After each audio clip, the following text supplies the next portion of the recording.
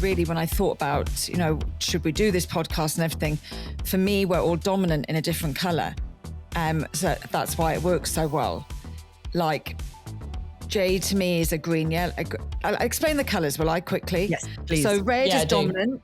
So Before red you is accuse me dominant of anything. leader. Huh? Before you accuse me or call me of something, I want to know what they mean, Shane. Well, there goes Jay's red. You can. That's why we're always interrupting. That's why we're always interrupting each other. Hey, I'm Jay Woodard. I am a creative director, photographer and videographer of the Ed32 agency based in the south of Ireland in Cork. Hi, I'm Judy Russell. I'm a video coach and founder of the Vid Academy. Hi, I'm Jen Bryan, and I'm the co-founder and chief marketing officer of a digital marketing agency called Velocity Growth. Hi, I'm Sian Horn. I'm a business mentor and coach. I'm also the founder of the national network for women in business called The Club. And I also am the ambassador for Champion Green. Hello and welcome to episode 9 of Unbranded. So this week we've decided to make it all about personality types for individuals as well as brands. And we're going to start with the Myers-Briggs test. I don't know if any of you have heard of it. And I think that a lot of people kind of think that they think of Just 17 magazine when you're younger and it's like, who is your ideal celeb and filling out those things. But I used to love that stuff. So I still love this stuff. So the Myers-Briggs though test was developed 60 years ago, and it's based on Carl Jung psychological types. It classifies people into one of 16 different personalities, and it's got criticized for being too basic. You can't categorize everyone into one of 16 categories, and it also has criticism for not being too scientific. However, with that being said, something I think it's 89 of the Fortune 100 companies use it for hiring, team building and coaching. And there's even a section on Tinder where you can enter in your personality type and then judge your matches based on their personality types with you. So I won't get into exactly kind of what it is, because I think we'll end up talking about that because we all took the test before the call. So Jay, what is your individual type, and do you think it's an accurate reflection of your own personality? What I think would be better is if I tell you my type and if ye tell me it's a better reflective of my personality. Sure. So it says I am a campaigner, which is ENFPA. So campaigners, enthusiastic, creative, sociably free spirits who can always find a reason to smile. 100%. I think so. Yeah. I actually agree, yeah. Good crack, have with the fun. Yeah, no, I think it's Jay. I mean, I do think it's very niche down, and I think there's that in all of these, actually, as we go through them, I think there's much more to us than this. But I think it has you. So if first off, you're kind of I or E, introverted or extroverted. That's your first letter. The second one is how you prefer to take in information. Is it through sensing, S, or intuition, N? How do you prefer to make decisions? Through thinking or feeling, T or F? And whether you like a planned or organized approach.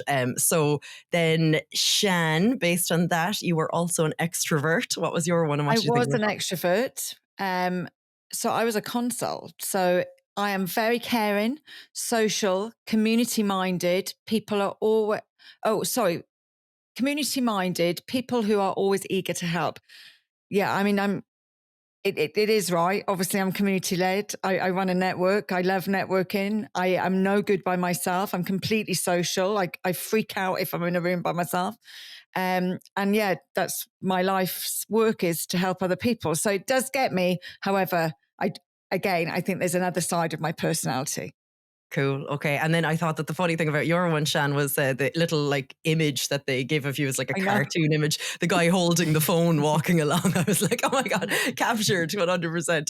Then I think actually she's got a shopping bag, a clipboard, the phone. She's got it all going on. So yeah, when I saw the picture, it did give me a little giggle. And then Jen, you and I are actually the same, both introverts. So I thought that was really interesting that we've got 2 extroverts and 2 twinning. Tell me, what did you think of your one? What does it say? Advocates are quiet visionaries, often serving as inspiring and tireless idealists. I think I was surprised by pieces of mine more because the quiet part and the introvert part, not a surprise. But the feeling instead of thinking struck me as pretty odd, because I'd be quite logical in my approaches to things. But yeah, pinch of salt is what I take these things with sometimes. But it's, I think overall, what do you think? Do you think when you came back, did it surprise any of the three of you, or did you think, yeah, that's right? Yeah, I kind of went, yeah, that is certainly a big part of Mm. me. And I am driven by feelings. I'm a very emotional feeling person. I take everything to heart. Yeah. So everything is about how things make me feel. So yeah, I thought it was quite good. I think, look, it's a short, sharp, quick Yeah. something you can use. I'm sure if they use this in the corporate world, it's a lot more in depth than what we did. I hope it is at Mm. least.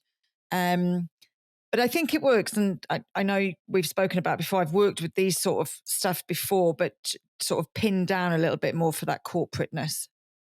Brilliant. And I suppose, like, before we talk about the other one, Shan, that you've far more in depth gone in detail with, the one time where this did help me is that I was working on a team and we kind of just reached a limit. Like, we just like couldn't actually communicate with each other any longer, you know. And I think everyone thought that each other person had like bad intentions or something like that. So we each did the personality test. And then when I read the other people's on the team's personalities, I was like, oh, I've been taking that to heart, what they're doing, but they're actually like, that's not something that they're doing out of malice or anything like that. It's just like kind of how they Mm. approach kind of decision making and stuff like that. So I found it really helpful there, but I can see that there's times where it's not so helpful. But like, actually, I might just go to Jed or Jay before we talk about the other one, Shan, that is really cool. But Jed or Jay, have you ever had to do it as part of a work thing? And did you find it beneficial or just a woo woo waste of time? I did it for a previous role. Yeah, but I think it was the one Shan was talking about. It was more, it was like a color I got as opposed to these letters.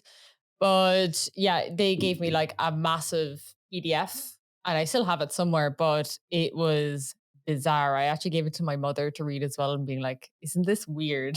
Like the most unusual things kind of cropped up in it, like every style of communication you could imagine, body language, like verbal, non-verbal, everything in the mix. Like even to the point where it was like, you know, when communicating with Jen, do not physically touch her. I was like, thank you, document. This is right. This is all correct. So it was like an outer body experience reading it. And that was the only time I've ever been kind of creeped out by one of these, where I was just like, oh, this is a lot of information to take in about myself that I didn't want to have an existential crisis today, but let's have it while we're at it. But they're really good from that perspective, because what we did then was is that I think I got majority green or blue. I can't remember which, but it was a blend of both.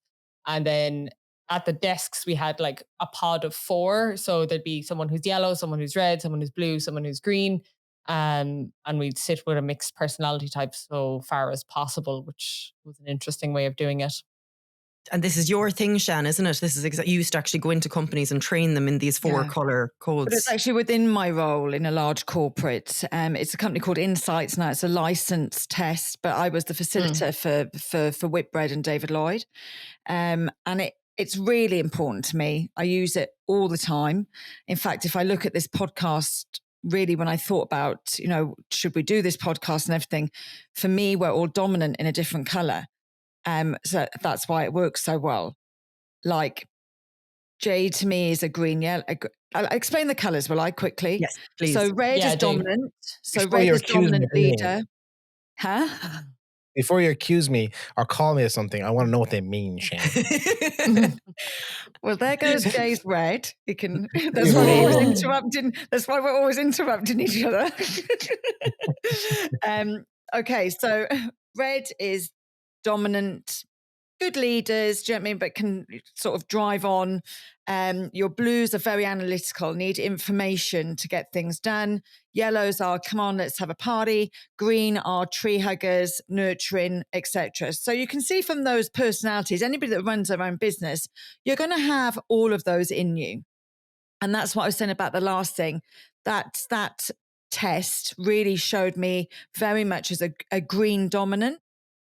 I have a lot of green in me, but my dominant color's red. And actually, if as a solopreneur, I'm a red yellow. because in work, I'm really driven, and outside work, I'm really driven to have a good time. And whether that be traveling or whatever. So definitely, like, we were chatting the other day, and for me, like, Jen is dominant in blue, Judy, you're dominant in yellow. And Jay he's a real green red.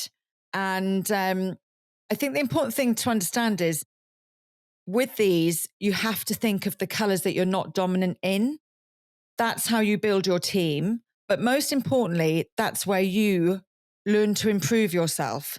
So 10 years ago, I'd say I probably didn't have a lot of green in me in the corporate world. Well, 20 years ago in the corporate world that I worked in, I had a role to play within my team, and that role was red. My boss was not red. My boss was 100% green. He wouldn't have worked without the red. However, he put me in a position which was unfair to put me in. He became the yes man. I became the no person. And it wasn't fair because I wanted to be him. And so it's really important. And good teams have dominance in all those colors. I'm much more evenly keeled across those. I don't want to work with a dominant green. Okay. Now that's your nurturer. And I actually work in that environment. But let me tell you something. I've worked with people that are so green, it's crazy.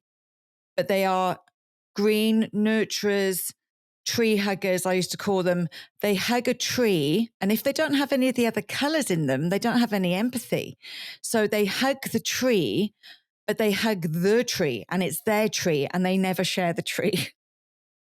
So they're really good at self-care and looking after themselves. They'll use words like, that doesn't work for me, thank you very much, which are words that I find really, really hard to use because I'll go, oh, okay, yeah, I'll do it, don't worry.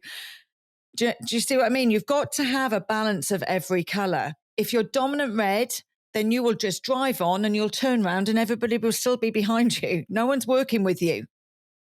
And if you're dominant yellow, you might be a little bit, you need a bit of blue or a bit of red or a bit of green with the yellow. I have a lot of yellow in me, but because I have that drive, it doesn't matter. So we have the drive and we have a good time at the same time. So it's the balance of those colors that are really, really important. But especially if you're starting to create a team around you, really important to look at what their dominance is. It's no point in me working with another red. We'd get nothing done. I need a blue because that's where I don't have anything. I've no blue in me. No blue at all. I don't need information. I love this conversation, and I hope someone tunes in at the part where it's like, and they hug their tree and they will not share their tree. It's a pivotal moment. Jay, what do you think about all of this? Because I feel like maybe you haven't had to do these tests as part of a corporate environment or anything like that, but you might have. Yeah, no, I haven't. So I've worked in the last 10 years, I've worked for one other person who wasn't me, and that was for just over a year. And I left that job because I wasn't happy in that world of the corporate world. I was like, nah, I'm done. So I wouldn't even consider this for myself to do with the staff. It's something I know about it, but I never thought I need to apply this to my company. I need to do it. I'm a 100% empath, where if me and you go to the movies together and you're hating the movie, I pick up on it and it's starting to affect my viewing of that movie. So I kind of trust my judgment on that. I always give, like, if I do start working with people or if I have a staff member, whatever it is. Well, it used to be, I used to give the 6 month, what's it called? Probation. Exactly. And it was a matter of if we can work together and I see you through that and I go off my gut and work ethic and stuff, that's what I go on. But I can definitely see how these would be completely effective. And again, well, for corporates, it's kind of it's a tick a box for them that they can say, we auditioned or we interviewed 100 people, 90 didn't make it. These 10 are. It kind of works for them systematically, I think. But again, it's not right, but it is what it is. They just kind of tick the box and say, yeah, we did this. There's a little trick you're missing there, though, right? So it's not about. So I like everyone. Like I literally like. So I can work and get on with anyone. But actually, are they of a benefit to the business? So I have taken on a lot of people just because I like them, but I need a blue. And so unless someone is crazy analytical, they understand, they're interested by systems and keeping filing and everything in the right place. they're really no good to me, because they'll end up doing what I do already that I'm good at. And really, I need that person that does the stuff that I know I'm poor at. Building a team isn't about good hiring, it's about good firing. No. Yeah. Do you know? And people, we're kind of restricted by European law and employment law here, but like stateside, I agree with it and I disagree with it. I think for both parties, if it's not working, pull the plaster off, and they can fire you tomorrow. Like they can fire you in Yeah. 5 minutes without no warning. They can say you're done. Sorry. And I respect that you were protected here, and I get it, and I understand why. But I do think in a lot of scenarios, it's better just to pull the plaster off. But I agree. But can you see that before the plaster's put on, this could help you if you actually sat down and said, look, I know I'm looking for a content creator. Yeah. Is that somebody that can take video? No, I can take video. I want someone to do the behind the scenes. Just like sometimes we hire people because they're fabulous. And fabulous is great. However, realistically, these traits help you create a really strong team. I think it gives you a foundation. I don't think it gives you a change. I think it gives you a foundation, because you could hire a content creator who tick all the boxes here, but they're lazy as hell, or they're not paying attention to the actual briefs, and they're missing content bits and stuff. They could be super creative. And I know you're saying this, like the blue, and like, again, people change. Events happen in people's lives where, yes, this gives you the foundation of a good team, but life happens. And like if someone's mom passes away, or they get broken up with the boyfriend, or their husband leaves, they're completely gone, and they change. People grow and people change, I think. And so, yes, it is a good foundation, but yeah, but that's why you look at dominant color, because those other colors will build over the years. You will become stronger in all of them, and that's why you're always a mix. But the dominant, like, you've got red in you. Is there a point in you taking on another red that's going to say, like, come at you with every idea that you've got and say, no, I've got a better idea. And then you go, I've got a better idea. No, I've got a better idea. I've got or are you better to have someone who goes, okay, can I think about that for a second? And is more analytical and takes the information. And do you know what I mean? There's no point in two quick processors. You need a slow processor and a quick processor. Then you meet in the middle, and that's where the magic happens. It's brilliant. Yeah. Did any of you read that book, Thinking Fast and Slow? Thought that was a really, really good one. No, it's about the kind of two sides of the brain and kind of how you have to marry the two. I wish I read it recently, because then I could actually tell you what it was about, but it was a real eye opener. But I'm going to move along to the idea then of brand archetypes. So we talked about individual personalities and then how they fit in with teams. But one thing that I used to make all of my clients do, and I'd still like to get them to do it, but I think that they think that I'm crazy when I suggest it, is an online test about their brand archetype. So again, Carl Jung, it goes into that there's 12 archetypes that each brand could have. You're again dominant in one, but you could be kind of part of two. There's things like the hero, which Nike would fall into, the creator, which I can't remember who falls into that. There's the sage. Apple is the creator, the sage. And I think the Apple actually moved from the rebel to the creator when they went on their Think Different campaign or something. I was listening to that. But I first came across this when the Dollar Shave Club released their viral video in 2012 or whenever it was.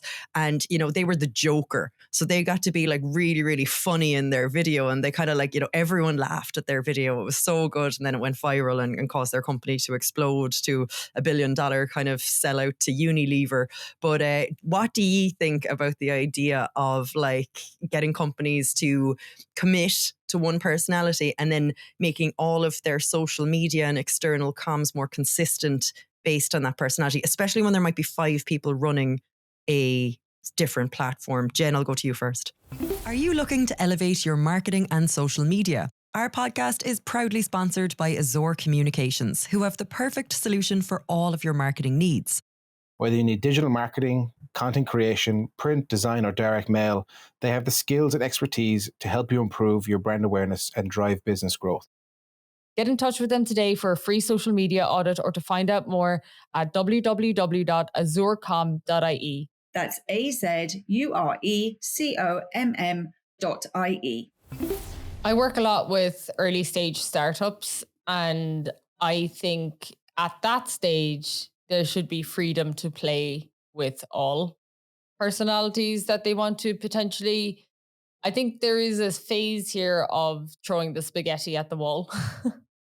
And Yeah. that might be at comfort levels of founders or the team and bits and like there's lots of pieces. Like I've come to people with humorous campaigns, not so humorous campaigns, a blend of everything. And they've been like, yes, no, and competitors even one saying yes and one saying no. They just want to build their brand around a particular core value that ties into this again. But I think you should be open to experimenting with them all really early on, and then through experimentation figure out what is kind of sticking, unless it's kind of blatant. I mean, you're not going to be a vegan brand that is, maybe super aggressive towards a certain point or something like that. This is kind of a shaky example, but you get what I mean. You're not going to be a certain brand that suddenly leans into something that's completely adverse to the product or service at hand.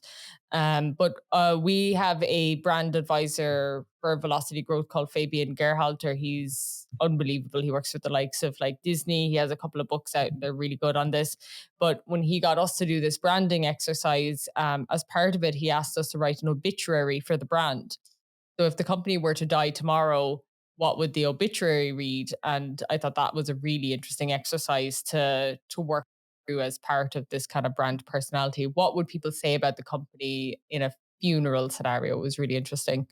Brilliant. Yeah. Fab. Jay, I'll go to you next. What do you think about the concept of would you get a couple of your clients to do this and then build out their strategy? Or do you think it's a mixture of all that works best? I don't know how I would approach it. Like, I don't know how the corporates send you the test before you interview, is it? Or what's the crack there? Is it? And that's you before you even interview it, they have the results. Okay. I don't know. I think this is a very institutionalized thinking, as in a very educated thinking, college processes, this kind of stuff where I could be very wrong here, but like again, I didn't study marketing in college. I didn't do anything like that. And I think this is where, and I do think that people and brands benefit from this stuff. But like, are you telling, like, if you go to an SME who's a small client, who's a bakery or something, that this can truly benefit them and their brand? I don't know. And I'm not saying I'm against it. I'm not saying I'm hoping you correct me and tell me, yes, this is why, but I don't know, to be honest. Shan? Well, sorry, I'm just going to make sure I get this right. This is about the brand, not the people. Yeah. Okay, so as a consul, I've got a problem with it because for me, a brand should be all about the people that you are selling to. So I get it. I think there's too many. 12 for me is just so vast and also as well, again, the pigeonholing. I wouldn't ever want to pigeonhole my business into one area. And I look at, the different 12, the lover, the ruler is Rolex is a ruler. Why? Why is it a ruler? Well, you can read into these ones now, and they each they give you kind of, I suppose, a template. Say you've got a team, right? This is what I think about it. And all of the team has different personalities and stuff like that. And then they come together and they're all supposed to post on Twitter every day for the week or whatever. Then you're getting 5 different voices across Twitter. Whereas a company like Ryanair has got their personality they're the Joker as well. Actually, I think the Joker is the easiest one, where they can be light with their, so anyone could kind of take over the social media and be like, I kind of get the rules that I can follow and the style of reply. Whereas if it's 5 different people, then it might be just a little bit, who are they? What do they stand for? So that's the purpose. But yeah. Look, it's just a different way of wording it, isn't it? Like for me, every brand has their own voice, their mission, vision, values. So 25 different people should be able to do their social media and speak with the same voice. It doesn't matter what your personality trait is. If the brand is good, then you all have the same values and you want to drive that forward. So do I think we need this? I'm not sure. I need to know more about it. But it's very similar to what I suppose we're teaching people anyway, is to make sure that you have the right messaging getting across throughout all of your platforms. This feels like a millennial got bored of the brand guidelines and said, I'm changing this up. I'm doing it. I want color. And it's like, okay, let's go with it, I guess. Do you know what I mean? It's like, let's make a wheel. Well, I'll tell you one time that it actually did prove to be beneficial, I was working for an organization. And again, I've been obsessed with these for so long. Like, I love these things, right? I just think that they're insightful and they give you a different way of thinking. But I made so again, there was 5 kind of in the board and they all were totally different. And I know we have the mission and vision and they were like, yeah, we sign off on that. But right, did they? So I was like, do this personality test, send me the results of what you think the company is. And in fairness, they all came back with the exact same result, which I thought was interesting first. So they were the magician. And what that meant is that this was kind of like a consultation business services kind of provider. And what it meant is that all of the work they do is behind the scenes and quite hidden from the client. And then the client gets the end result. And it's just like, whoosh, where we did this by magic. So then obviously you don't have like David Blaine on the front of your website holding a wand, but you kind of start building in that kind of way of thinking into your proposals and into kind of everything that you do to make them see you as this magician person. But I'd love to hear your feedback on that. I thought it worked there. I did. I don't know if it would work everywhere. Jay? Like, from the way you say it, it makes sense, and it seemed to have worked that way. But yeah, it's like, how is Disney a magician? Like, why is Disney a magician? They could, because they're the kingdom and magical. Like, it doesn't make sense to me in that scenario. Like, when you can literally log onto the website, see the back end, see how everyone's working, creating art. Do you know what I mean? Like, this kind of stuff is just, yeah, I don't know. I have to spend more time with it, to be honest. But I do think this is just a colorful version of the brand guidelines. I think the company went into that had 5 people sitting around a table with you getting confused about what they did, haven't done the job in the first place. That's what I think. Interesting. Jen? Yeah, I don't really know what to make of it in a company scenario. I do kind of lean towards Jay in the scenario of it's just diversifying the standard process of a brand guideline and including people potentially in that process, which actually, when I say that out loud, maybe it's beneficial from that perspective. It's potentially an excellent way of including your team in the process of building a strong brand guideline strategy. And I think that's why I wanted to talk about this with you guys today, because like, say I'm in a room of entrepreneurs and I mentioned doing a brand personality test, like you can see half of the people are like, oh, brand personality, can you? And that's the one thing that they follow up with me on after a whole day of video training. They're like, what was that brand personality test that you asked me about? And then the other half of the room is like, what? No, I'm not doing that kids magazine quiz. I have to ask you then, what color are those people that say, yes, let's do this? Yellow. Yellow. They are yellow. It was interesting. I pitched a client. Well, they approached me first a few years back for a promo campaign, be a cinema campaign and stuff and whatever it was. But they sent me a 64-page brand guideline, and they said, we'd like you to study this before the call. And I thought, firstly, we're not working together officially. You haven't signed any contracts. You haven't done anything like this. I think that's a big ask for companies to be asking people like myself or agencies and other people. I know you're trying to get the business stuff, but still 64 pages that you have to kind of learn and study. It's a good 2 or 3 hours of work. Like, you know what I mean?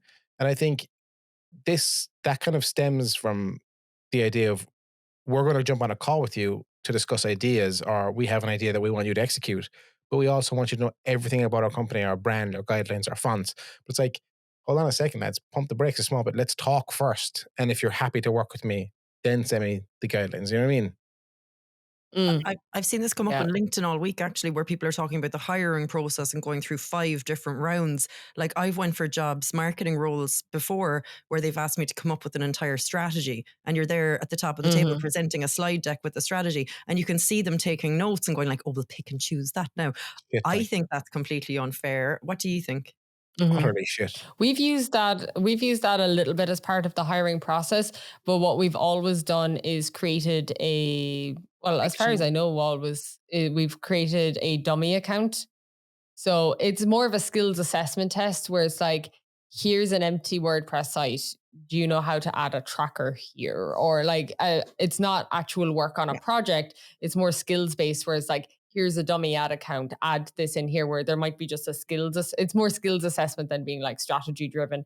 Now for some we were hiring for a role last year, I remember, and we needed someone who had really in-depth knowledge of a particular industry category. And we laid on the table what our current strategy was and asked them if they could improve it, what would they do? They did actually end up getting offered that role, even though they declined it afterwards. They went with a different company. But sometimes like that, we would include it, but it's only in very specific scenarios because we try to stay away from it, because actually you don't get top class applications when you put that in, that's going to be part of the process, because people know people have been screwed over by it so many times. Yeah. Jay, can I ask you what you did in that scenario? Because if someone sent me like a 64-page document, I certainly would reply if I wanted to work with them. What did you do? I was eager to work with them. So I read it, but Okay. I headlined it and looked at some paragraphs and stuff. So I took notes. I maybe spent half an hour with a cup of tea with it, just so I could, like, you know me, I'm a complete waffler. Like, so I could waffle my way with the info I had, the bullet points, and just riff as usual.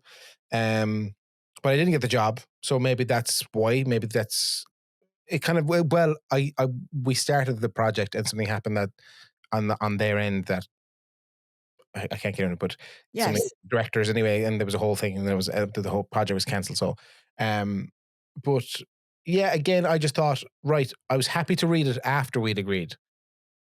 I was given the green light to go, and then I submitted like an idea of the process of stuff, and that's when the whole thing fell apart.